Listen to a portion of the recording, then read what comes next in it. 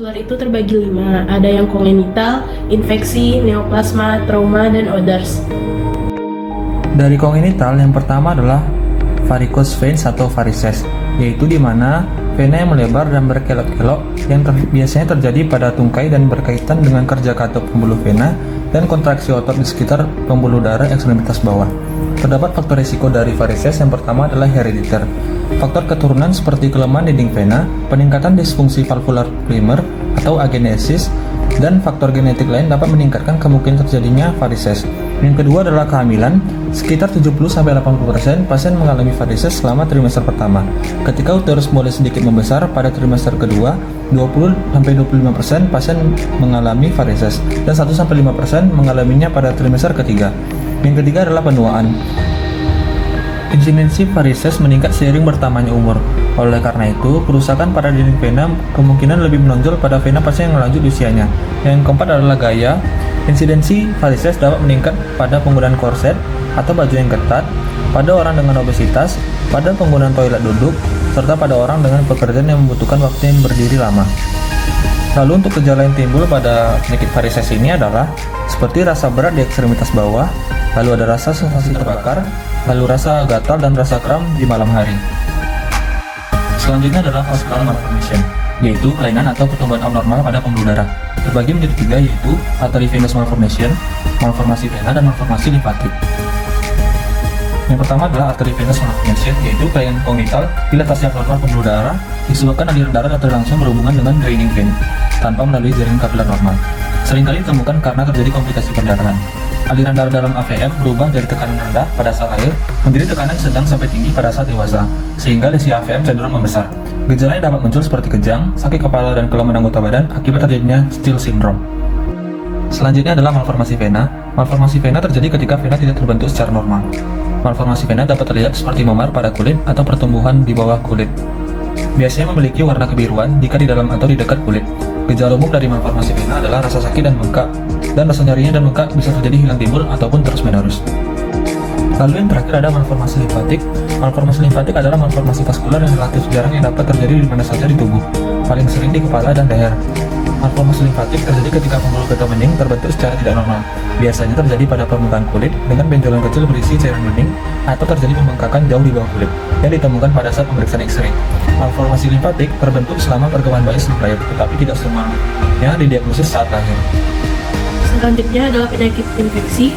Tromboflebitis adalah infeksi bakteri yang umumnya terjadi pada vena superficial seperti vena sapena magna, vena cephalica, atau pada saat setelah pemasangan infus pada jalur intravena ataupun saat terjadi trauma superficial.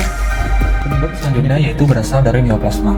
Yang pertama adalah fibromuscular dysplasia, yaitu kondisi medis di mana terjadi pertumbuhan sel abnormal di dinding arteri. Pada penyakit ini, sel arteri yang kuat dan fleksibel diganti dengan sel yang lebih berserat. Perubahan komposisi arteri ini menyebabkan arteri menjadi lebih kaku dan lebih rentan terhadap kerusakan. Pada penyakit ini berbeda dengan penyakit pembuluh darah lainnya, karena tidak menyebabkan peradangan. Penyakit ini tidak menimbulkan gejala, namun ketika gejala memang terjadi, mereka akan bervariasi tergantung pada jenis dan lokasi dari fibromuscular dysplasianya. Yang kedua adalah angiosarkoma, yaitu neoplasma ganas endotel dari vaskular yang agresif dan cenderung berulang secara lokal, dapat menjabar luas dan memiliki tingkat metastasis ke kelenjar getah bening dan sistemik. Paling sering terjadi pada kulit, di kepala, dan leher. Yang terakhir adalah sarkoma kaposi, yaitu jenis kanker yang terbentuk di lapisan pembuluh darah dan getah bening yang disebabkan oleh virus HHV8. Sarkoma kaposi biasanya muncul sebagai bintik-bintik keumuman yang tidak nyeri pada kaki atau wajah.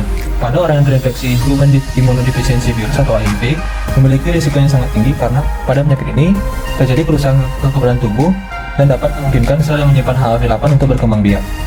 Pembagian selanjutnya yaitu pada trauma. Trauma dapat mengakibatkan cedera pada vaskularisasi pada organ leher, toraks, abdomen, ataupun ekstremitas. Pada bagian leher dapat mengenai arteri karotis akibat adanya cervical hyperextension rotation ataupun trauma intraoral dan fraktur basilar. Dan bisa juga mengenai arteri vertebra atau arteri vertebrae, itu biasanya terjadi saat cervical vertebra fraktur. Pada bagian toraks dapat mengenai aorta. Trauma ini dapat diakibatkan oleh benturan dari sisi depan ataupun samping pada bagian toraks, baik ataupun luka tusuk dan luka tembak. Yang kedua yaitu pada subclavian and axillary arteries. Pada arteri ini sangat jarang karena dilindungi oleh tulang dan juga otot. Biasanya bisa terjadi akibat adanya luka tusuk ataupun luka tembak. Selanjutnya pada bagian abdomen dapat mengenai aorta abdominal akibat fraktur thoracolumbar, kemudian pada bagian vena visceral yaitu akibat penetrating trauma ataupun luka tembak. Pada vena cava inferior dapat terjadi akibat blunt trauma ataupun penetrating trauma. Pada vena iliaca dapat terjadi akibat luka tembak, luka tusuk ataupun pada fraktur pelvis. Selanjutnya pada ekstremitas itu terdapat hubungan dengan ortopedi injury. Nah, itu seperti pada fraktur supracondylar humerus itu dapat menyebabkan injury pada brachial artery. Pada bagian clavicula atau costa 1 itu dapat menyebabkan injury pada subclavian artery. Pada bagian shoulder itu dapat menyebabkan injury pada axillary artery. Pada bagian elbow dislocation itu dapat menyebabkan injury pada brachial artery. Pada bagian distal femur fracture itu dapat menyebabkan superficial femoral atau popliteal artery. Pada posterior knee dislocation itu dapat menyebabkan injury pada popliteal artery. Dan yang terakhir, fraktur pada bagian proximal tibia dapat menyebabkan injury pada popliteal ataupun pada bagian pembuluh darah bagian distal. Yang terakhir berdasarkan trauma yaitu compartment syndrome.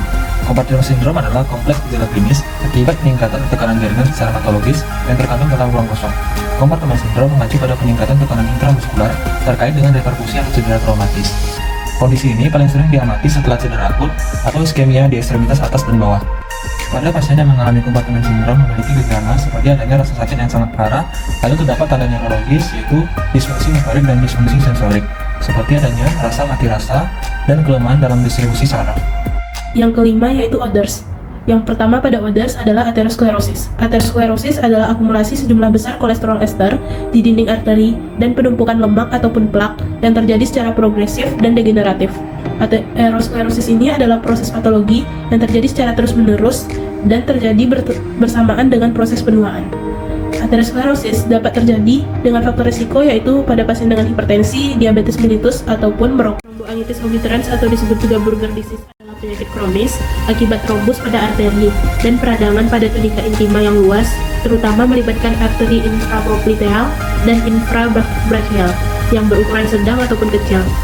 Faktor predominan yang terjadi pada tromboangitis ini biasanya pada laki-laki dan juga pada orang yang merokok. Ini adalah penyakit autoimun artritis yang menyebabkan peradangan pada aorta ataupun cabang-cabang utama atau the major branch dan arteri pulmonalis. Penyakit suatu sindroma yang ditandai dengan pucat, cyanosis, atau keduanya pada jari tangan atau kaki yang bersifat reversibel dan intermittent sebagai respon terhadap suhu dingin dan stres. Serangan mereda dengan kembalinya aliran darah arteri dan vasodilatasi post-iskemik yang menghasilkan hiperemia dan rubor kulit. Yang selanjutnya yaitu arterial aneurysm. Arterial aneurysma ini adalah terjadinya dilatasi pada diameter arteri secara vokal ataupun persisten. Itu dapat terjadi hingga 150% hingga lebih tanpa melibatkan segmen arteri yang berdekatan. Pada aneurisma ini terjadi dilatasi pada lapisan tunika intima, tunika media, ataupun tunika adventitia. Selanjutnya, akut limb iskemik. Akut limb iskemik ini adalah penurunan secara mendadak suplai darah dari arteri ke ekstremitas. Biasanya terjadi akibat arterial embolism ataupun trombosis. Dan akut limb iskemik ini biasanya terjadi pada pasien dengan kasus trauma. Selanjutnya adalah critical limb ischemic, yaitu adanya penurunan perfusi jaringan pada bagian distal atau bahkan hingga tidak adanya revaskularisasi. Manifestasi klinisnya dapat terjadi berupa nyeri iskemik pada sari istirahat dan terjadinya ulcerasi dan adanya gangren. Selanjutnya adalah chronic venous insufficiency, kondisi di mana gangguan aliran balik darah dari tungkai ke jantung yang bersifat menahun. CVI merupakan kondisi mengenai sistem vena ekstremitas bawah yang dapat menyebabkan berbagai patologi, meliputi nyeri, bengkak, perubahan kulit, dan ulcerasi. CVI terjadi jika katup vena tidak berfungsi dengan baik dan terjadi gangguan sirkulasi darah pada vena tungkai. CVI sering dikaitkan dengan varises, yaitu kondisi vena tampak membesar, berliku-liku, dan kebiruan di bawah permukaan kulit. Faktor risiko terkait CVI meliputi usia di atas 30 tahun, jenis kelamin, riwayat varises dalam keluarga, obesitas, kehamilan, menopause, flebitis, dan riwayat cedera tungkai. Terdapat juga faktor lingkungan atau perilaku terkait dengan CVI seperti berdiri dan duduk yang terlalu lama. Yang terakhir adalah deep vein thrombosis, yaitu penggumpalan darah yang terjadi di pembuluh vena dalam. Paling sering diawali di paha atau kaki oleh karena adanya perlambatan aliran darah pada pembuluh balik. Mekanisme yang mengawali terjadinya trombosis berdasarkan Tresville, yaitu yang pertama adalah statis dari aliran darah, yang kedua disfungsi endotel pembuluh darah, dan yang ketiga yaitu hiperkoagulitas dari darah. Terdapat faktor risiko dari deep vein thrombosis ini. Yang pertama adalah usia. Jumlah faktor risiko traumatik meningkat seiring bertambahnya usia. Yang kedua yaitu berkaitan dengan imobilisasi. Imobilisasi terlalu lama akan berisiko terjadinya DVT. Misalnya pada pasien yang mengalami imobilisasi ortopedi yang berkepanjangan. Yang ketiga adalah travel. Contoh pada saat melakukan perjalanan jauh yang memakan waktu yang lama dengan cara duduk terus-menerus akan menyebabkan peningkatan risiko terjadinya DVT. Dan yang terakhir berhubungan dengan ada riwayat DVT sebelumnya.